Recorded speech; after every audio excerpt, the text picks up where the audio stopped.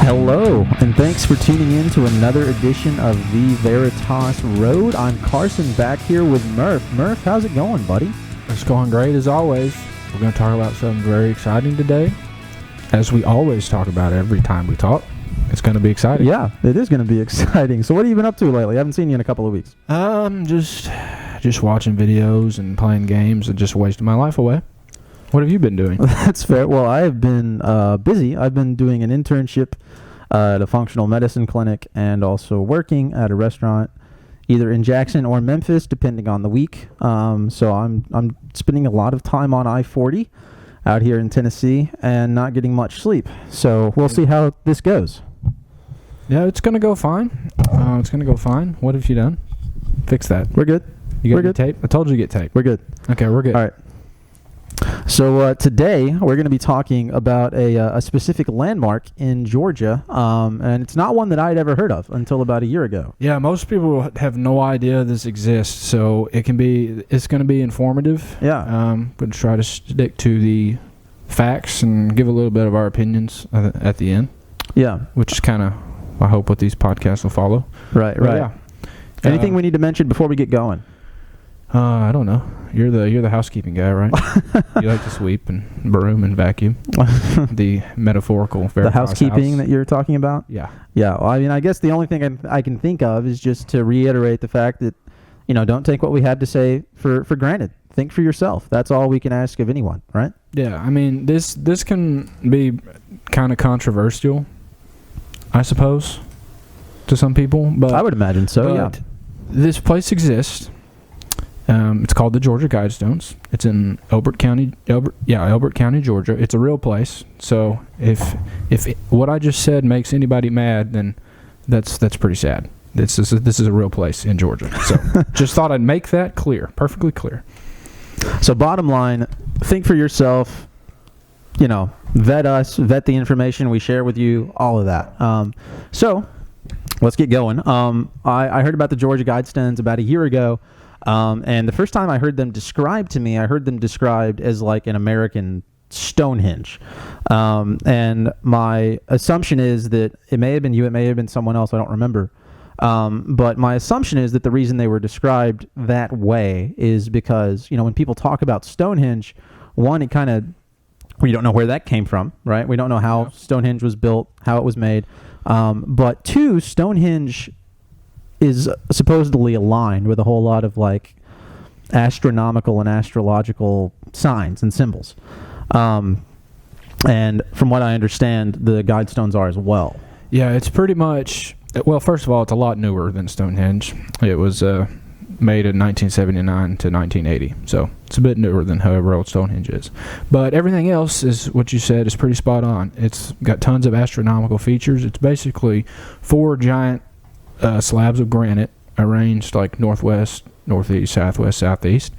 And then in the middle, it's got a square pillar with a bunch of astronomical, like, I'm not 100% certain on the details, but there's a spot where both solstices will show, and there's a spot that shows high noon, and then the alignments of some kind of planets through the middle. Y'all can look that up on your own time, but it's got a lot of astronomical features, and at the top, it's got a capstone that rests on all 5 of those slabs. It's 19 feet tall, and it weighs 237,000 pounds, so it's a pretty big structure. That's huge. Yeah, made out of solid granite, dude. That sounds expensive, too. Granite's like the nice type of countertop when people build their homes. Even if it was made in the late 70s, early 80s, it's still not cheap. Yeah. So, I mean, what's the deal with it? Like, why is it kind of in a... Well, one, why hasn't anybody heard about it? I hadn't heard about it until a year ago, and apparently it's been around since, the 80s? Late 70s, early 80s? Yeah, March 22nd, 1980 is when it was unveiled. I don't know. I guess not a lot of people think of mysterious monuments being in Georgia. You think of that being it's like overseas or like in the middle of the jungle or something. But this is just east of Atlanta, on top of a hill in Georgia. But why it's so interesting is nobody knows who funded it and who made it, who designed it, all that stuff. It's complete mystery. Well, that doesn't so somebody had to be spending time building this, right? Yeah. So you want me to give you a short rundown of the story? Well, yeah, because how does nobody know who built it? I'm assuming people had it. Like it took time to erect. Yeah. Of course it did. Let me show you. Let me tell you about it. All right. All right. Tell me about it. So late 1979, Elberton, Georgia, in Elbert County. That's confusing. It's not like that in Tennessee.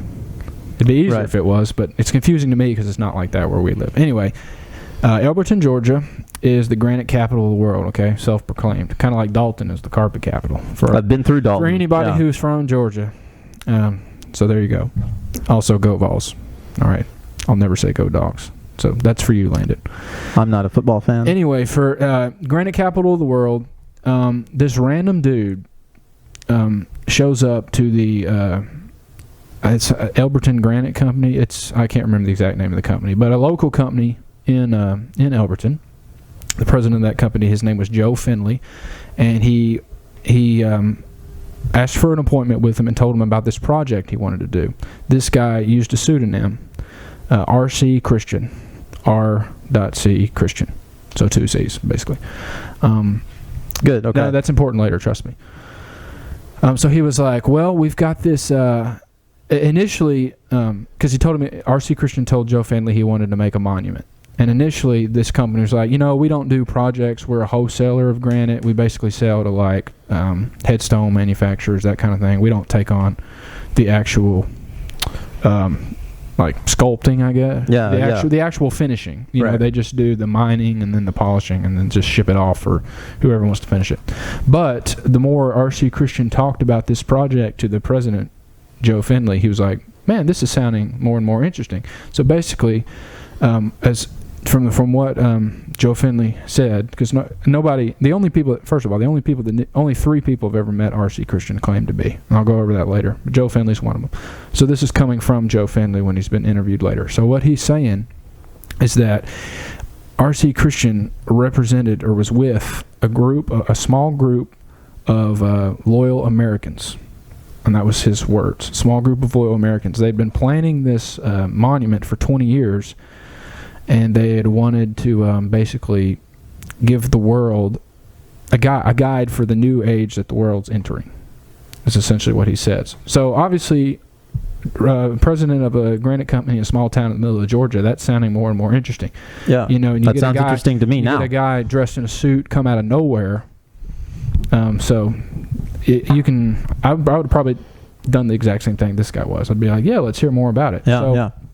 So the more and more they talk about it, the more and more I'd be like, yeah, we could probably do this. I'm interested, but it's going to be very expensive.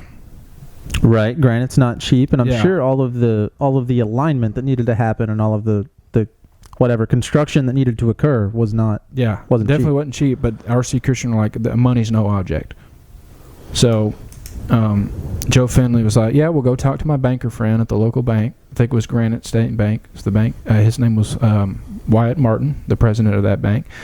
He talks to R.C. Christian and was on board with it. But now this is, in my opinion, the most interesting part of the backstory. He would not do this unless R.C. Christian told him his name. Because obviously you don't want to do a big loan for some dude or a big deposit account or whatever, however they funded it, for some guy you don't know his name. Yeah, you don't want to loan money to some random guy off the street. Tells him his name so he can do background check and then makes him swear that he won't ever reveal his name or the name of his group. So that dude was the only man alive who knew his name. That's insane. And I guess he was the only. Is he still alive? I think he died in like 2015 or so. So, I mean, fairly recently he died. Yeah. Yeah, he died definitely within the past like 7 years. Did he ever divulge? Nope. Well, not directly. There's a great documentary for anyone who wants to watch it called Dark Clouds Over Elberton. It's by Michael Sullivan, I believe. It's very fascinating to watch. I hope I don't get a copyright strike for saying that, but it's a great documentary for anyone who cares about this. But anyway, so the president of the bank's the only guy to know his name, and then he met a third guy later, like 6 years after this was done, when he came back to look at it. So yeah, they just start mining the granite. The money comes in from like wherever this guy was from, It takes about, I think, like 6 or 7 months, because I think he came like late summer, and then they were done and had it fully erected the following spring, March 22nd, 1980. Which, now thinking about that, I wonder if that was the equinox that year. That just popped in my head. That would have been around the right time. Yeah. That would have been around the vernal equinox. Yeah. Yeah.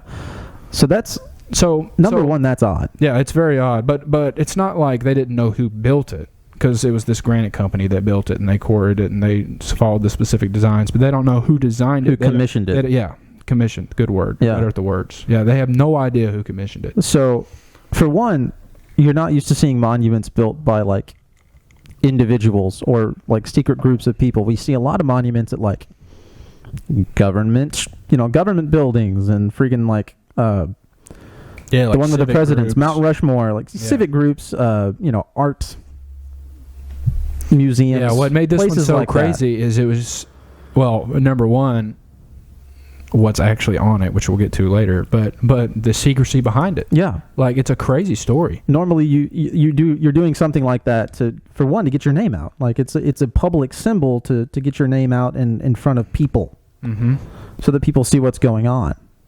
So that people attribute whatever work it is to the group behind it. Yeah, I get what you're saying.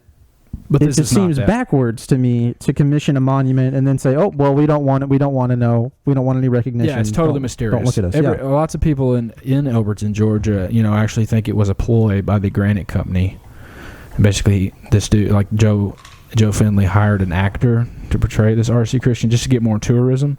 But that's pretty. Did it work? First of all, it would work, but that's a very expensive marketing campaign. Fair. I mean, do you know how much it costs to build? No, I should have looked that up. But I think it was less than $1 million actually. That's pretty cheap. It sounds like. Yeah. I mean, but keep in mind it was 1980. So stuff was cheaper back in the good old days. Well, don't get me started. It was actually, inflation. Look into it.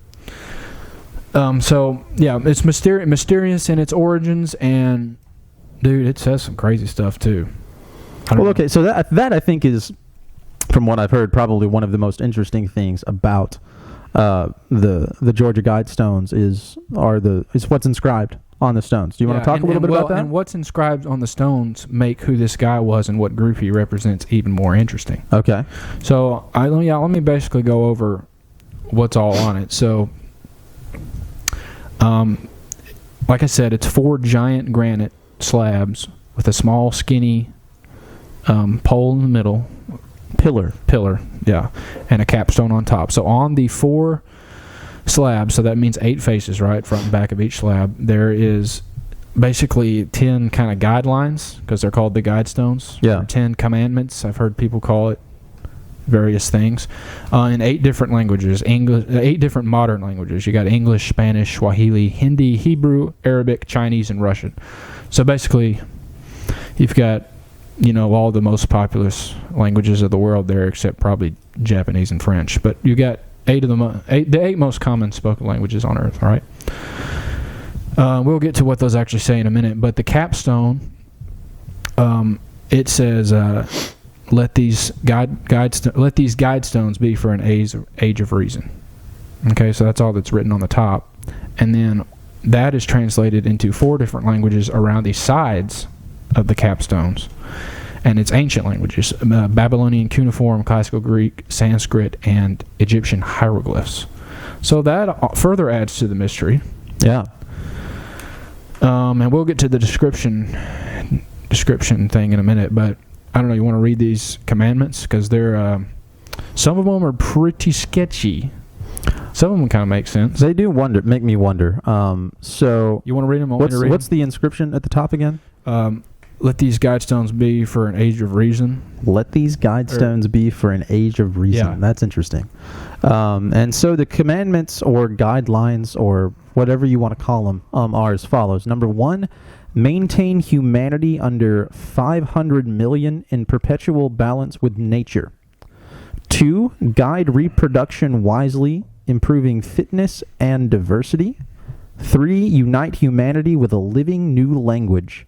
4, rule passion, faith, tradition, and all things with a tempered reason. 5. Protect people and nations with fair laws and just courts. 6. Let all nations rule internally, resolving external disputes in a world court. 7. Avoid petty laws and useless officials. 8. Balance personal rights with social duties. 9. Prize truth, beauty, love, seeking harmony with the infinite. 10. Be not a cancer on the earth. Leave room for nature. Leave room for nature. So one thing that I wanted to ask you specifically about, and I guess a number of other people out there, is, I mean, outside of some things on here that may seem a little bit threatening, like we live in a world that supposedly has like somewhere around 7 billion people in it right now. Yeah, 7.5 billion, something like that. So maintaining humanity under 500 million people would mean either a lot of people are going to either be killed or die of something, if that were to be the case, right? Outside of some things like that, most of these seem like good things to me, but I've heard a lot of people talk about the Georgia Guidestones in almost a sinister way. But most of these guidelines, rules, commandments, whatever you want to call them, seem like good ideas. Like, I don't know, ruling passion, faith, and tradition with tempered reason. That seems like a good thing to me. Protecting people with fair laws seems like a good thing. Avoiding petty laws seems like a good thing. So what are you asking me? Well, I'm asking why people seem so off-put by the idea of a lot of these laws, rules, whatever you want to call them, because most of them seem, generally speaking, to be kind of good ideas. Well, let me give you a little bit. Let's see if I can maybe paint this in a good picture. So let's say you've got like you're making an apple pie, okay? I like apple pie. You're making a real big apple pie. And it's going to be good, and we're going to give it at Thanksgiving, and everybody's going to love it, okay? Okay. And you're making it with 10 apples. All right. All right? Now, let's just look at these apples here. They're right in front of me. Let's just say 7 or so of these apples are best apples you've ever seen, great apples, taste real good, something you'd want to eat. Sink my teeth into, yeah. But 3 of those apples are nasty, man. They're rotted. They look bad. You're like, where did these come from? Have these been in Grandma's attic for 40 years? Are we going to put these in the pie? But you put them all in the pie anyway. Now, does those 7 good apples that are the best apples you've ever seen, does that outweigh the nasty apple that's been in Grandma's house for 40 years? It makes the whole pie bad, son.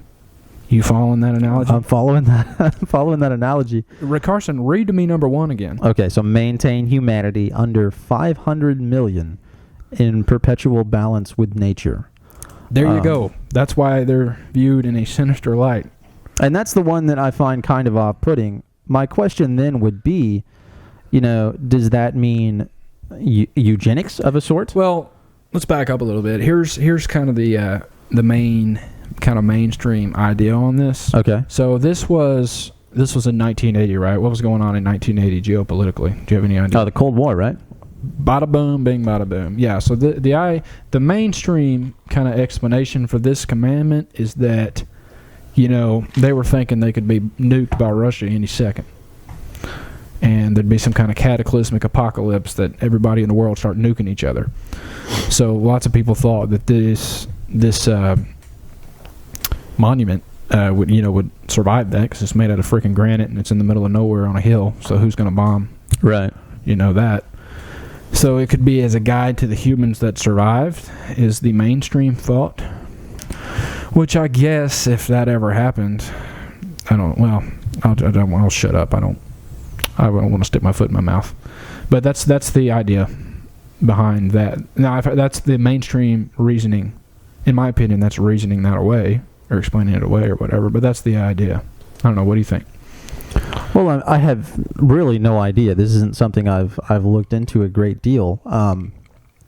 When I look at that, I think of a lot of the issues we have with overpopulation in a lot of bigger cities, and how at least in those places it would be good if there were fewer people in those cities, whether people spread out or what have you. But that's the only thing I think of when I look at that. Is maybe the world is a little bit overpopulated, maybe it's not, I don't know. Maybe that's what they were getting at. Search me. I mean, this isn't an area of expertise of mine. Well, I don't know. Let's just go down. Maybe let's go down these commandments and try to pick out the good and bad of all of them, right? That sounds like a plan to me, yeah. I don't know. I mean, we got to go for X amount of time, so why not, right? Right, we've just got to fill time here. Yeah. So you kind of discussed that first one. Obviously, the bad would be killing 90% of the earth. Right. The good, I guess. More than 90%, right? Yeah, now. Probably back then it was 90%. Yeah. I don't know, man. So let's talk about number 2. Guide reproduction wisely, improving fitness and diversity. So, who has the right to decide whether or not you have kids? I would say you do. Yeah, you and your spouse. Yeah. Why should that be anybody else's business about how many kids you have? I agree. My thinking there would be that's just a good recommendation to parents, maybe. You think that's the case? I think that, well, what I think is probably pretty controversial, but I think that there should be absolutely, the state should have no power to tell you to control. Like that's one of the most important, like, goals, or I don't want to say goals. That's one of the most important achievements. Think of a better word. In a human life. Yeah. Yeah. I mean, that's when somebody you're talking is about on something there, as monumental as bringing a new soul into the world. Yeah. Like, that gets deeply spiritual, far beyond, just having sex, and right. far beyond just anything, really. Like that is one of the most fundamental things of humanity, or tenets of humanity, right? And who can tell you that you don't have the authority, or it's bad? Deny you that experience. To not get that experience, to not build your family, to not, enrich. In my mind, that is enrichment of your life, like, probably as far as you can get it here, in my opinion. So that's why I don't like that. Because, well, that would imply that who's going to guide it? Self-guided? I don't know. What do you think? So what you're saying is if you're self-guiding your own reproduction, fine. If it's an outside entity, outside of you and whoever you're reproducing with, then it's a problem. Yep. That you've just described a wife there. Yeah, I guess that's what I think. Yeah. Which I think makes a lot of sense to me. Like, But is that the intention of whoever wrote these commandments? That's what I'm getting at. I certainly don't know. And that's if I'm going to try to be optimistic, I'm going to think, oh, well, okay, let's just, like, mom, dad, be smart about, when you decide to have kids. If I'm not being optimistic, I think, oh, well, maybe you shouldn't tell people when they shouldn't have children. Well, hey, I'll destroy your optimism at the end, but fair enough. Thanks, buddy. All right, let's just move on from that one. All right, what does number 3 say? Unite humanity with a living new language. Now, what does that immediately jump out? Are we thinking the same thing? I know. I think of 1984. Well, I didn't think of that, but that's a really good one. I was thinking Tower of Babel. Undoing of the Tower of Babel. Okay. Right? Yeah. I don't know if you thought of that, but on the surface, that seems like a decent idea, because, I hate it when I go, you get on the phone with some giant conglomeration. If you got, like, and it's no offense to these people, but you can't understand what they're saying, like Indian or Chinese or whatever, and they have like even a tough accent, and those people have a hard time learning English, because English is a very confusing language, and then we can't understand what they're saying. So my point is that creates like a rift, and tough to relate to people. So on the surface, unite humanity with a living new language, that seems like, that wouldn't be bad, would it? But I don't know how far into that you want to go, but spiritually that could get, first of all, a little hairy, and second of all, number 3 might have already happened. What do you think the internet is? That's an interesting point. I don't know. The only thing I thought about was, and I don't know why this made me think of it, because that's not what they're saying. They're saying unite humanity with a living new language. It's pretty simple, pretty straightforward. The first thing I think about when I look at that is in 1984 by George Orwell, they have a dictionary that's constantly shrinking, and I don't know why that made me. That's the first thing I think of when I read that. Yeah, I didn't think of that at all, but it definitely applies. What do they call it, newspeak? Yeah, their goal is to shrink the dictionary every year in the book, and I don't know why that's not what they're saying by any stretch of the imagination, but that's what I thought. Well, I don't know. It's left up to interpretation, man. I just looking at this again, because I literally just copied and pasted these like 30 minutes ago. The word living is kind of weird. I mean, language itself, any language is alive. Pick a language. We're speaking English right now. Our language is growing and evolving all the time. And I think languages on the whole are very beautiful things. Like, I can go listen to a song in French or Italian or Spanish and appreciate the beauty of, I might not understand what they're saying because I'm an idiot and I don't speak more than one language, but the words themselves, the sounds of the words are beautiful. Yeah, that's a fair point. And so I like the diversity of different languages now. It is unfortunate when I meet I work at a restaurant when a German or a Belgian family sits down at my table, which has happened recently, and they don't speak a whole lot of English, and we're trying to communicate with each other, and I'm like, guys, I'm an idiot. I don't speak another language. I'm sorry. I should. Be like, sprechen Sie Deutsch? But, and we're trying to figure out what they want to eat and all that, and it's like, guys, it's just a pain. So that's where a common language would be nice. But on the whole, I enjoy the diversity that different languages bring to the cultural palette across the world. Yeah, man, you never want anybody to be molded into the same thing. But I guess kind of going back to that the word that living jumped out to me, that almost makes me think of like going back to the internet and then living. It kind of made me think of AI. Now maybe that's a jump. I think that's almost as big of a jump. Not as big of a jump as me thinking about 1984, but almost as big of a jump. I don't know. I'm just throwing that out there for any of you, conspiracy-minded folks. Maybe. Yeah. I don't know. Because why would you say living new language unless they're thinking along your lines? But does that imply that old languages are dead? I don't know. Just a thought. I mean, we're just throwing out thoughts here. Yeah. So, you want to move on? So moving on to number 4. Number 4 says, rule passion, faith, tradition, and all things with tempered reason. And that, I'm just going to say right off the bat, that sounds like a good idea. Like, you should be reasonable about those things. Well, we got to think of good and bad, and I always got to be antithesis, right? Definitely, I agree. The rule of passion, 100%. But faith, and to a lesser extent tradition, I don't know. I'm not very familiar with, let me take that back. I'm not as familiar as I should be with the Age of Enlightenment and, the Age of Reason, late 1700s and early 1800s, around the time of the American Revolution. You familiar with that at all? Not particular. What are you getting at? Well, I'm just saying that there were some people in that kind of movement, I guess, that, in my opinion, going ethos here, were not the best people. Specifically, Adam Weishaupt. I can't pronounce his name. He's German, from Bavaria. But that just made me think of the Age of Enlightenment / Age of Reason from the 1700s, when lots of historical people who I think have done bad things. That just made a connection in my mind. Maybe that's not there at all. I have no idea what you're trying to say right now. But it's because I don't want to say anything that's going to get us censored, basically. Okay. I'm struggling. I understand. So I'm going to share with you what I think about it while you collect your thoughts. As far as ruling passion, that's a good thing.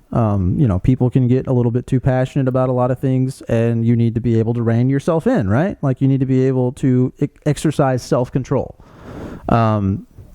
Ruling tradition, again, seems like a good thing to me. Tradition for tradition's sake isn't always good. I like the fact that people, we each have our own individual traditions, and they are good.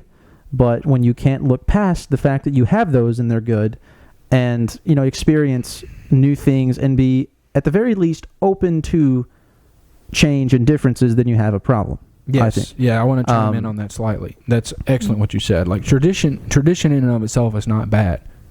Like I'm a very traditional person. Like even in church and stuff, you know. Yeah. I don't think. I think it's when you refuse to look at it. That's when you've got a massive, massive problem. Yeah. Yeah. And then faith is where I get lost a little bit. That's the one I have the most problem with. I think.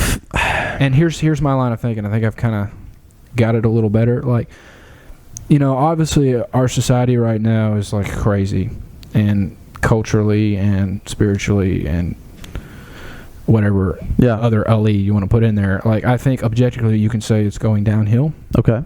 So in my mind, like, it'd be easy to just throw out the backbones of our culture and what, you know, our families are built on, like Christian values and virtues or whatever, in the name of like reason and namely like progress, I guess.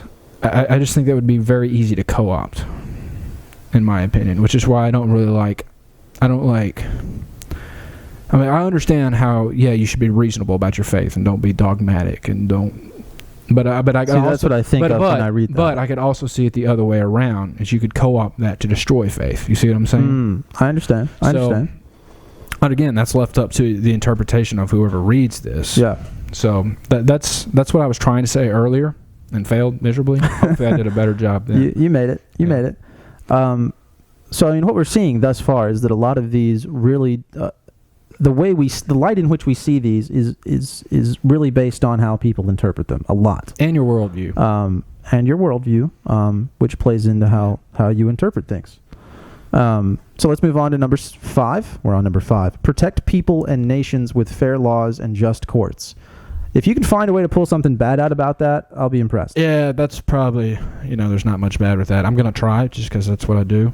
I guess protect people and nations. So who's protecting nations? Like kind of like a bigger government. Oh, like a hegemony type thing? Yeah, kind of like UN. That's the only bad thing you could really pull out of that. I think it sounds good. Well, I think this sounds like a good idea. Yeah, we'll move on from this really quick. I'll just say this. International guidance, good. International law is probably not so good. But there we go.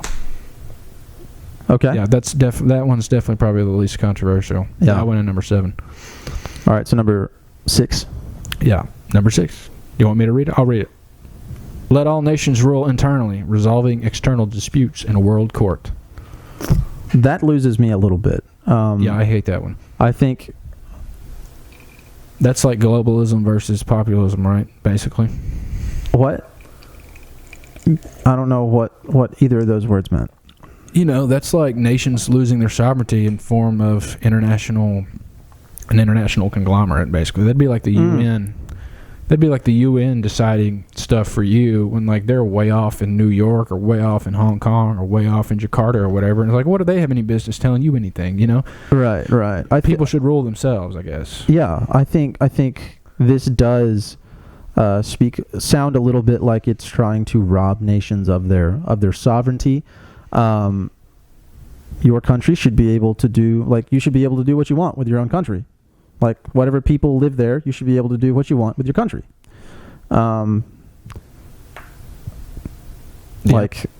Who's trying to tell... It almost sounds like a solution for war. If one country has a dispute with another, generally either they solve it themselves without outside intervention, or they go to war. That seems to be what happens. That's allegedly the purpose of the UN, right? Allegedly, I guess. Well have they done at stopping war? Right. We still have a ton of that. But my assumption is the goal here is to find a way to end war? Yeah, who knows? Like, you can decide all this stuff for yourself. I don't know. I don't like it, but it's very clear I don't like any of these except for number 7. I was going to say, number 7 seems like another good one. Avoid petty laws and useless officials. Yeah, I can't... Let's avoid those. I can't pull anything bad out of that. Yeah. Amen to that. Let's move on. Notice that it's number 7, though. Ah, I see. Yeah. 7's like a lucky number. A good number. Yeah, perfection. Yeah. 7 represents perfection. 8, balance personal rights with social duties. That is one I personally don't like. Yeah, that one for me is a big no-no. You can never... Balance means... means implies that it's not balanced, and it's definitely, or at least back then, it's definitely in favor of the personal rights. So that means you'd have to give away rights for necessary social duties. That is a no. That's something we're experiencing right now. Yeah, and that's a big no, in my opinion. While I think that I think that your personal rights are your personal rights and will always remain such, whether an entity tells you they're not, or whether an entity does or doesn't tell you that you have those rights, they're still yours. Well, listen, man, we're supposedly our rights are God given. You know, that's what it says in right. And so human rights are human rights, period. Now, I think that as a person who cares about other people, you should make an effort to care for those people yourself. But that decision has to be your decision. Yeah. I think when that decision is outsourced to someone or an entity outside of yourself, the pure good nature of benevolence, you're robbed. The good pure nature of benevolence is taken away, and it's now a duty as opposed to an act of kindness. Yeah, and that can get slavery real quick, and it can be disguised as other things. But yeah, I hadn't thought about it that way. Yeah, number 8's bad. So I don't know. We're done with that. Leave a comment and tell me, listeners, what you think. Or if you're listening to a podcast, just say it to yourself in your car. I think you can still comment on those, can't you? Comment on podcasts? I don't know. I never do. I don't know either. I don't know. I'm not a very exciting person online. What does that mean? I don't do anything Why are we online. Doing this? Oh, you mean you're not present online? Yeah, I don't get on social media ever myself. That probably makes you better for it. So number 9. Too much time on YouTube. Number 9, prize truth, beauty, love, seeking harmony with the infinite. That's another thing that sounds very good to me. Truth, beauty, and love, good. Harmony with the infinite, also good. Okay, well, what the heck does harmony with the infinite mean? I mean, as far as my worldview is concerned, I think of spiritual harmony with God. Well, if you come at it from your way, maybe that would be good. That seems like a good thing to me, right? Yeah. I just don't think that's whoever built these monuments. We can talk about that later, or coming up. I just don't think that's what they're coming from. Well, would you like to comment on that? Yeah, I think number 9 and definitely the next one are both very Gnostic, and not to get too far into that. Well, first of all, Gnostic just means is a Greek word for knowledge, but basically it's like a hidden religion within religions, kind of, for anyone who wants to research that. But I have a little bit. Okay. And I'm sure we'll do episodes on this in the future, but these last two, take my word on it, people. But don't. Well, take my word and research. Don't just, you know what I'm trying to say. Number 9 and number 10 sound to me, in my interpretation, based on my knowledge of certain religious sects. I can't say that. It sounds like I'm saying sex, but But you are. SECTS. All right, that Sects. word. Yeah, certain religious that word. Those two sounds like tenets of those religious factions, pigeonholes, I guess. Yeah, factions. Good. Okay. Anything else you had to say about number 9? Well, maybe that makes me crazy, but on the surface, it does sound good for if you even know what harmony with the infinite means. But yeah. Did I say what I mean to say? Well, I'm not entirely sure. I think you did. Okay. Sounded great. Yeah. Let's move on. Yeah, if we've still got anybody listening to this point. Yeah. Number 10. All 5 listeners. We've lost all 5 listeners at this point. Yeah, I'm starting talking about Gnosticism. He's crazy. Number 10. Be not a cancer on the earth. Leave room for nature. Leave room for nature. Again, that sounds like a good thing. Why'd they mention? Why is it on there twice? I don't know. Me coming from my own personal worldview on things, the more I study health and wellness, the more I realize a human body, a human being, you need to put your body in nature as often as you can. Your health depends on you being exposed to the environment around you, the good environment around you. If that environment is, drywall and cleaner and chemicals and, Yeah, and a bunch of processed foods, your body's not going to be in great shape. Yeah, and like sterile plastics. Yeah. You get the idea. If that environment is dirt and, waterfalls and crops and animals and fresh air and sky and sunshine and good sleep, then you're going to be in great shape, great condition. You're going to feel great. You're going to look great. You're going to, people around you are going to see that you feel and look great, that you're in a good mood. You're going to be healthy. And so, to me, that seems like a great thing. And we may get into a little bit of a discussion here. Human beings have done a really bad job of taking care of a lot of the land that we take care of. There's a lot of desertification going on across the globe due to poor crop and animal management right now. And, people like the Savory Institute and like Polyface Farms and a lot of other farming organizations are doing their best to reclaim a lot of that land and make it fertile again. But so much of what once was, beautiful green pasture or, beautiful crop rows is now dusty and just sterile land. Yeah, pumps full of chemicals and all that stuff. Well, and we've destroyed it, almost like cancer in the body of a person who's not taking care of themselves destroys the body. And so I have a hard time arguing with this last one. Well, let me give you my perspective on it. Like, let me ask you this question, man. What exactly is the cancer on the earth? Right? Is it humanity, or is it like the system that humanity is in right now? Because it wasn't always like this, right? I mean, for millennia and millennia, to an extent, I'm sure there's still some of the stuff you're talking about. Basically Dust Bowl. Well, I'll call it Dust Bowlization because it's easier for me to say. Right, that's the concept, though. But is it the people? Are people a cancer on Earth, or is it the system the people are in? Because you think about whether or not you believe in evolution or you believe in creativity. You believe in creation. Yeah, everybody believes in creativity. Either way, Adam and Eve, natural with God, or Mr. Neanderthal living in caves or whatever they lived in. Yeah, harmony with nature, no matter your viewpoint. Either way, the first human beings lived in harmony. Yeah, so and for a long time, right? Yeah. So in my mind, humans are not the cancer on the earth; it's the system we're in.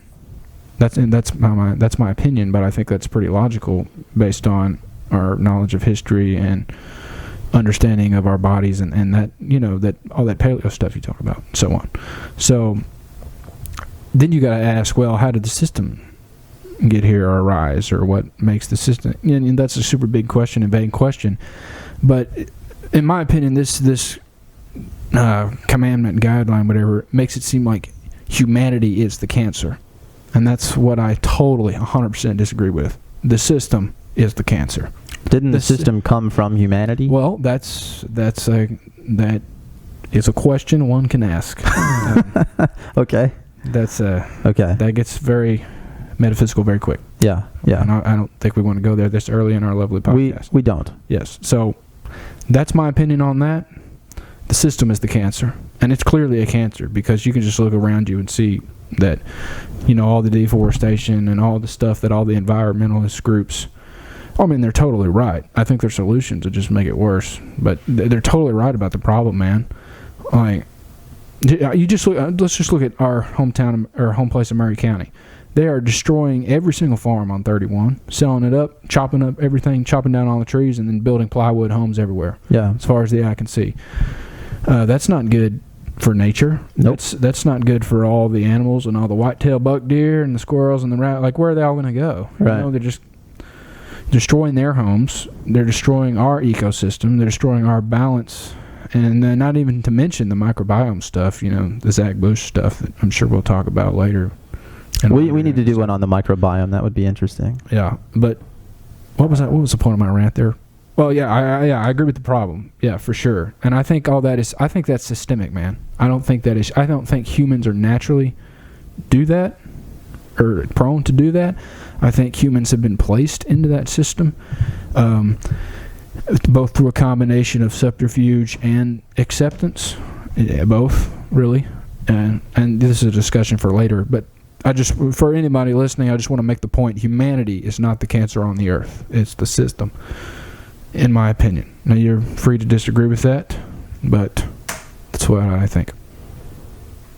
So that's interesting. I mean, it is definitely true that up till, like, let's say, what was that when they were building all the technologies? In the industrialization age, whatever you want to call that. Yeah. Human beings. Industrial Revolution. Industrial Revolution. Yeah. Human beings seem to live in relative harmony with their environment, even if either they didn't live. Maybe they lived a long time, maybe they didn't live very long, depending on where they were.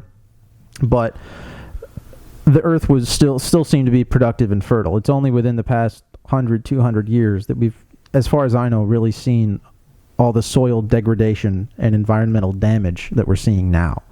And so you make a good point that maybe it is the system and not humanity itself. That's interesting. Yeah. Well, I think we've kind of strayed a bit from the Guidestones. We have, so let's get back to that. That was a very in-depth, our opinions and ideas on all the commandments. What do you think that capstone thing means at the top, and why is it in ancient languages? Let these Guidestones be for an age of reason. Like, what the heck does that mean? And why are they in?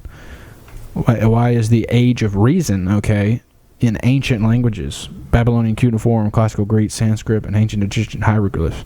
You really think anybody from Georgia is going to know any of that?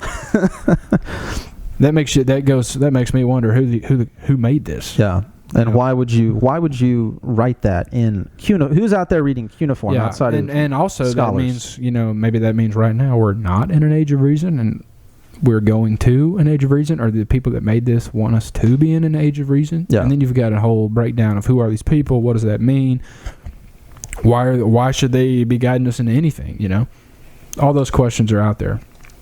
Yeah. I don't even want to talk a little bit. Excuse me, just burped again. You want say something. I mean, so we've kind of unpacked what the actual guidelines are. Talk about what exactly? Well, just the ancient languages. Yeah. I mean, nobody's going to know how to read any of those outside of a very select few people, I would imagine. And at least as far as I know, those people would probably be like historical scholars, anthropologists, archaeologists, like, the weird nerdy kids that go dig in the dirt. Yeah, so here's my thought on that, and then we can move on to something else real quick if you want to hear it, if anybody wants to hear it. So I suppose I do. You've got either, like you said, maybe the Mr. R.C. Christian and his group wanted to make sure all his history buffs knew what that said. So that's a little weird. Why do they care so much? Very specific. Yeah, why do they care so much about history scholars? Yeah. So that's one option. Or, you've got the option, maybe it's just artistic expression. Maybe. Just being cutesy for the heck of it. And kind of self-important to make they think they've got some kind of historical monument or whatever. That's important and will stand the test of time. Or the third option, maybe more people speak or read that than we know, or a specific group knows those languages. You get what I'm trying to say? Maybe it's a message of sorts to other people in their club, I guess is what I'm trying to say. That's kind of like that kind of freaks me out a little bit, the way you said that. Well, it's just a thought. I'm not telling you to think it. I'm just saying, what if? Yeah. So the thought that you're presenting is maybe there's a select few people who know those languages? Yeah, that's exactly what I'm saying. Yes. Weird. And that's also my opinion, but just throwing it out there. Okay. This is one of those times where we're going to ask you to think for yourself and don't immediately discount what we have to say. Yeah, I know that sounds totally crazy, but it does. Doesn't that make people curious, though? Like, that may regardless of what you think, isn't that curious that these 4 ancient languages are on there? That is curious. I will agree with that. That's my main point. Okay. So, dude, I don't know. we've kind of hit all the strong points on the actual monument itself, right? Yeah. So is there any more you want to unpack about the structure itself? Not really. Let's get to the goody. The goody. The goody. Okay. Okay. And then at the end, we can talk about maybe who R.C. Christian is. All right. So there's an explanation tablet over to the side. Okay. And on that, you're talking about like when you go to a historical site and there's a little thing telling you like. Well, it's in the ground. It's a giant slab in the ground. So basically, it's a like sixth. Susan B. Anthony was here at this time, this place. Yeah, and did these things. except it's more extreme than that. It's a sixth slab in the ground that explains it off to the side. Okay. And it's got some interesting stuff on it. It's got all the astronomical features. Don't let me forget to talk about the cube. We'll talk about that at the end too. But this slab has all the astronomical features, all the specifications, and then at the end is when it gets what? So at the end, it's got the author, okay? And the author, it says, author, R.C. Christian, a pseudonym. But pseudonym is spelled wrong. The word pseudonym? Yeah, so how do you spell pseudonym? Pseudonym.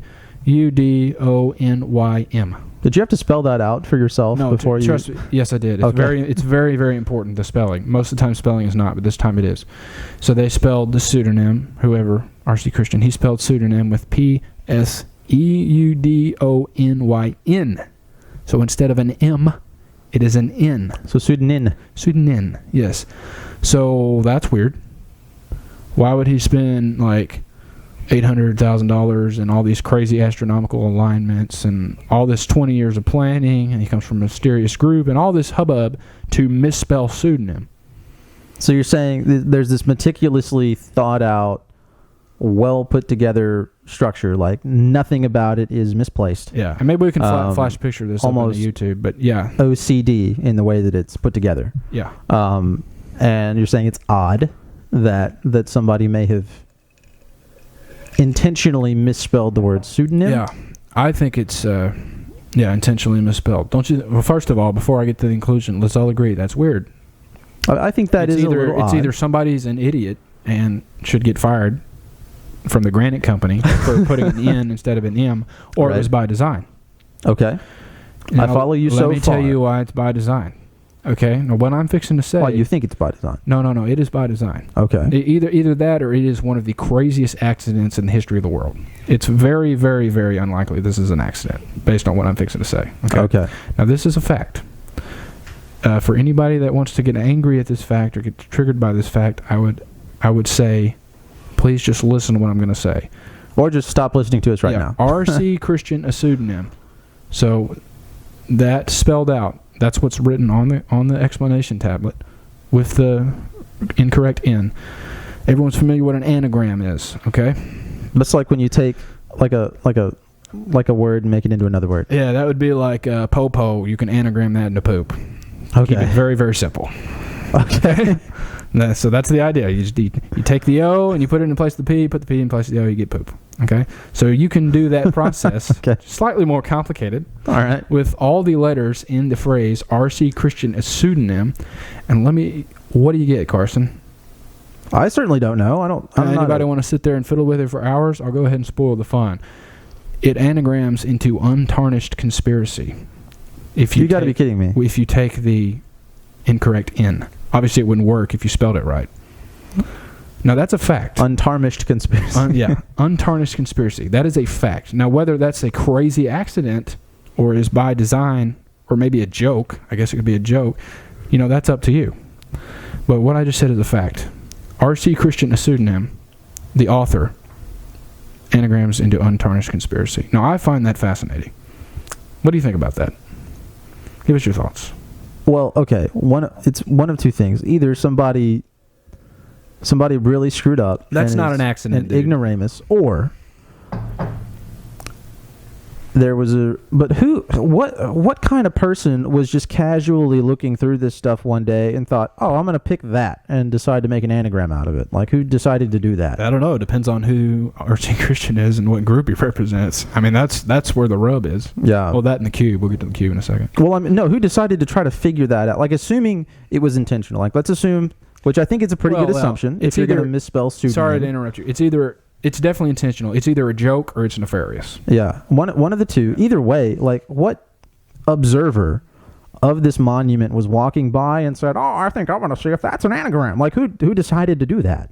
Oh, who decided to unanagram? Yeah, like that's just I don't go to like a memorial in Washington and read what it says and say, "Oh, I think I'm going to make an anagram out of this explanation tablet." Like, I don't do that. Well, that's pretty easy. Like, what else are you going to do if you obviously you're going to notice that's misspelled, observant people. So then you're going to be like, "Why is it misspelled? Let's try to." I mean, I looked over that a while back and I did not notice that it was misspelled. Well, I have since gone back and looked over it, like in the past 30 seconds, and noticed that it was misspelled. But I didn't notice it the first time. Let's take a trip out there and see this thing for ourselves. So that is odd. Yeah. So, I mean, you can leave that up to your interpretation. Yeah. You know, that's crazy, man. That's crazy. So, let me ask you this. Do we know anything about this R.C. Christian fella? Because he sounds like a mysterious dude. Like, obviously, you told me nobody really knows his name. One person did, but yeah. One person knows his name, but he hasn't shared that publicly. According to what you said. Yeah, he hasn't directly shared it. Well, he's dead now, but he never directly shared it publicly. Yeah. Well, did he indirectly share it? Well, that's what we can talk about maybe for a little bit. Why don't you tell me about it? Like I mentioned at the beginning, this documentary produced by Michael Sullivan called Dark Clouds Over Elberton, Georgia. They interview the banker, for anyone who doesn't remember, Wyatt Martin. And he's really old. This was in like 2010. He's reflecting on his life, talking about the story, and he mentions that he had this like computer box, like this IBM computer box, where he'd saved like all the correspondence with R.C. Christian, because R.C. Christian wrote him letters like way after all this was done, like up until 2001, I think, actually. So he'd saved all the letters, saved all the correspondence, saved all the receipts, saved, like, it was a huge box, like, and they convince him to show him the box to make sure he's not bluffing or lying or whatever, because it's almost like, because I think he'd mentioned the box before in previous interviews, but nobody actually believed if it was real or if it was just a myth, basically. Right. So it's like, oh yeah, the box is in my shed. Let's go see it. So they're like freaking out and be like, oh my goodness, this is supposed to be a holy grail of Georgia Guidestones research, and like, oh, it's real and it's in a shed. So they go out there and look at it, and they talk about it for a while, and he didn't want to open it up because he swore to secrecy. And he's like, well, there's probably nothing in there. I'll open it, but don't go through any of the stuff, basically. Okay. So they just opened it, and there's a bunch of papers in there. From those papers, just without going through any of it, I think he might have read like one letter. Yeah, he read one. The banker guy read one letter, where in it R.C. Christian states how old he was when he wrote the letter, and he wrote the letter to 1998, and he said he was 78 years old. Okay. So what does that mean? He was born in 1920. For any of you who struggle with math. So don't be mean to our listeners. If you can do 98 minus 78, then go back to second grade. Anyway, the camera caught a return address on 2 letters, coupled with the information that he was born in 1920. And I don't want to like spoil any of this documentary for anybody who may want to watch it. Spoiler alert! If you don't want to, no. But I think they make a pretty good case. They found out who R.C. Christian was. Okay. And he's a dude from Iowa, a doctor from Iowa. Does he have a name? Fort Dodge, Iowa. Yes, Herbert Christian. Okay. So everybody's like, "Oh, anticlimactic. It's just a guy from Iowa named Herbert Christian." Yeah, I'm pretty disappointed right now. Yeah. What's a far more interesting is his group of loyal Americans. Okay. Now, in this documentary, it is revealed that he's an acquaintance of a guy named William Shockley. Okay. You want to look William Shockley up? Or do we want to follow this rabbit hole? Should we? I don't know. I mean... so I've never heard that name before. William Shockley is one of the founders of Silicon Valley. What? Yeah, look him up. Okay. So, William Shockley says he was an actor, according to IMDb. That's interesting. Really? Oh yeah. Encyclopedia Britannica. So he is in the Encyclopedia Britannica. Oh, that makes him official. Right. Why can't they just call it Britain Encyclopedia? They got to be all fancy. So William B. Shockley was, I'm assuming this is the right person. Yeah, that's the right guy. You're talking to my mic. Was born February 13th, 1910 in London. Died August 12th, 1989 in Palo Alto, California. He was an engineer, teacher, and did a bunch of other stuff. And apparently he was a physicist, studied physics at California Institute of Technology and MIT, so must have been a smart dude. Yeah, keep reading. Keep going down. So apparently he did some work with the telephone. No, keep going down. I want to get to the good part. Is it going to be in Encyclopedia? During the late 1960s, Shockley became a figure of some controversy because of his widely debated views on the intellectual difference between races. What? Yeah. So he was a bad dude, from what I understand. This guy was a hardcore eugenics promoter. That's not good. And basically, like, when you think of, like, Nazi Germany, politically they were certainly on the far left. So he was a scumbag, is but what you're telling me. ideologically on the far right, yeah. This dude he's a eugenics, racist, Nazi-based dude. So not good. Not good. And the documentary breaks down, makes connections that R.C. Christian, a.k.a. Herbert Kirsten, was friends with, or at least heavily knew this guy, had interacted with him on many occasions. Okay. So in my mind, that means he's a front man, right? They would choose, if let's say there is this nefarious group of which William Shockley is involved. Yeah. And based on, that's a mainstream article right there, Encyclopedia Britannica. Right. So, who's going to dispute that? He seems like a bad guy. Yeah. He seems like a pretty bad dude. So if there is a connection, and for this is turning into just a plug for this documentary, but it really is great. Watch that documentary. It breaks down the let's have a link to that in the notes. But okay. Mental note when we edit this later. I guess not a mental note. It's an actual note. We'll put a link in the show notes. Move on. Yeah, I need to shut up. If there's a connection there, which that documentary shows, that should be a little unnerving. Yeah. Yeah. R.C. Christian seems to be the front man, kind of like for investigations for the buck to stop here at this guy, for people who really knew who he is. Yeah. But maybe not the designer or even funder. Now, he was a rich guy. He was a doctor and a surgeon. He had a lot of money, and I think he donated a bunch of money to the Catholic Church when he died, even though he didn't have very Christian views. But it seems to me like he's a front man for whatever this group is. And that's where you might call it conspiracy, I guess. Yeah. But there is a connection between him and William Shockley.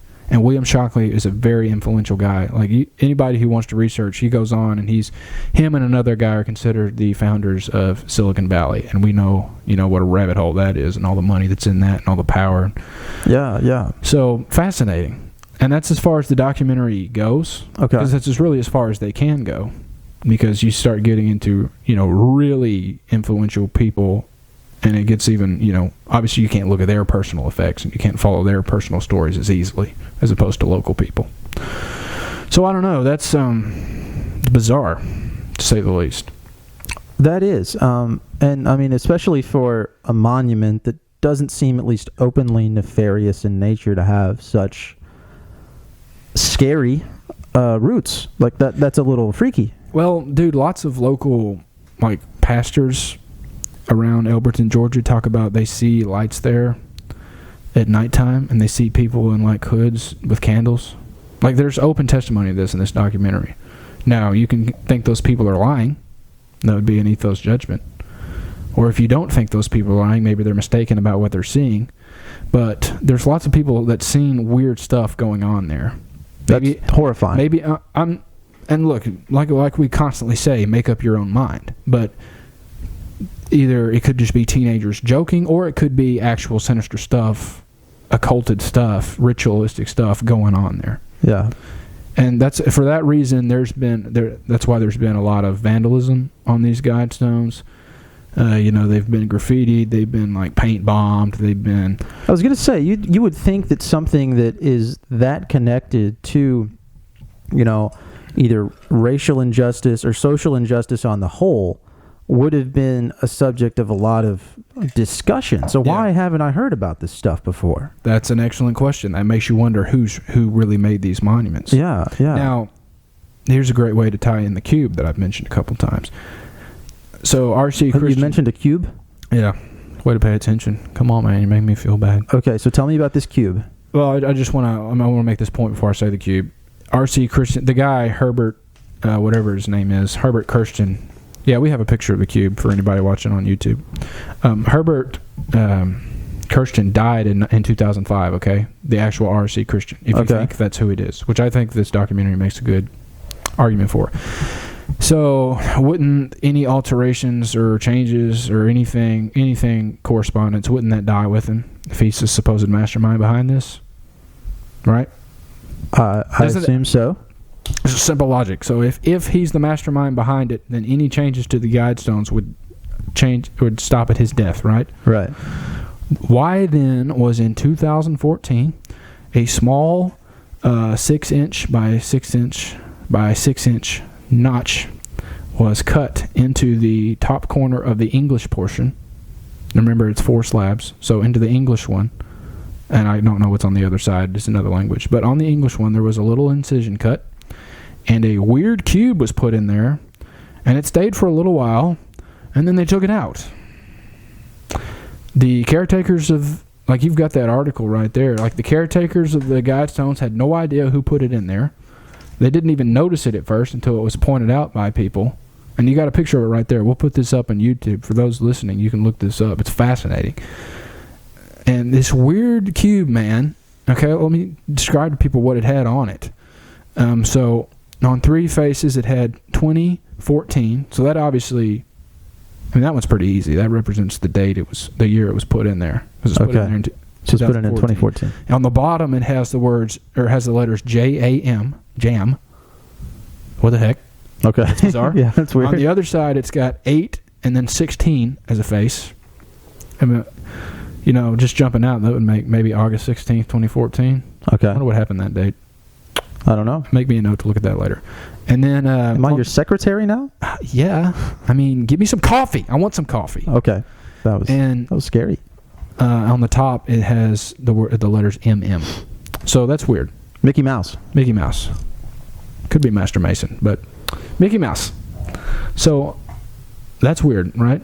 Isn't that is odd. I've never seen a die with that kind of stuff on it. Yeah. Oh, great word. Yeah, it's basically like a die, like a dice, for those who aren't grammatically correct and understand that better. Like a dice with, instead of numbers, it's got letters and numbers. So it's weird. And then they took it away. So now there's just a hole there? Now there's just a hole there.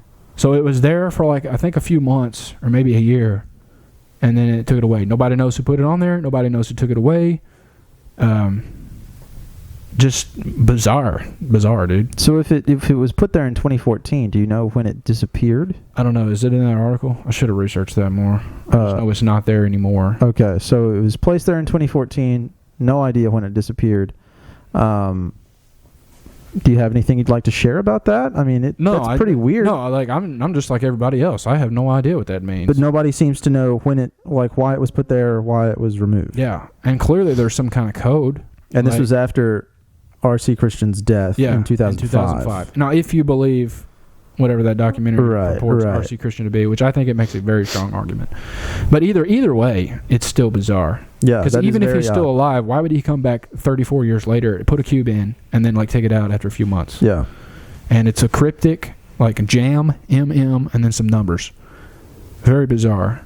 I mean, we don't have to talk about this very long. I mean, just look at the stuff that this thing says it is. Very strange. So I don't know. That's strange. That is odd. That's really odd, and that kind of freaks me out. I mean, so you got to ask, do you think that's nefarious? Do you think this is one elaborate joke, an elaborate 34-year joke with crazy codes and questionable commandments written on it? It's obviously not a joke. You don't build $1 million monument or at least I wouldn't build $1 million monument as a joke. But I think the question here is whether it's either something with ill intention, or something that's meant to better humanity.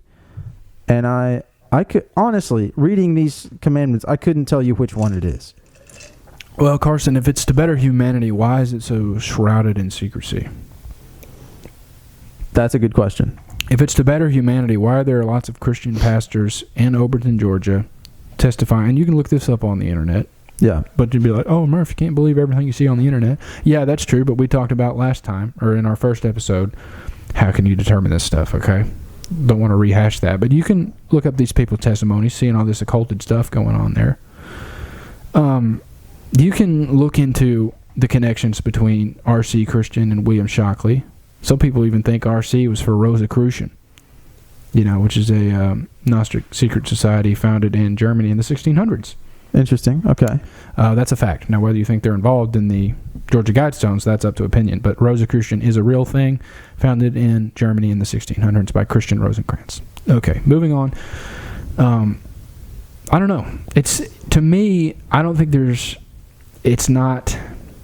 something, they're hiding something. They being whoever built it? The small group of Americans. Yeah. They're hiding something. Interesting. And they're still involved in it. At least up until they took the cube out. Yeah. So whether or not you think that's good or bad or indifferent, up for you to decide. That's for your own mind. And we're going to say that 100 million times. But I make my opinion very clear. This monument is not just a tourist attraction. Something more. This monument is, in a way, tenants for whoever this group is.